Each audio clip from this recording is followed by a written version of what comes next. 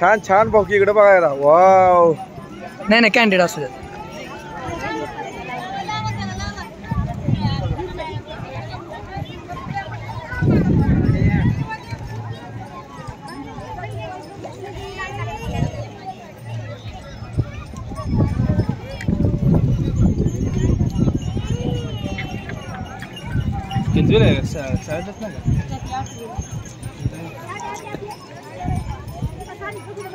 रोज 500 घेऊन जाते का? 500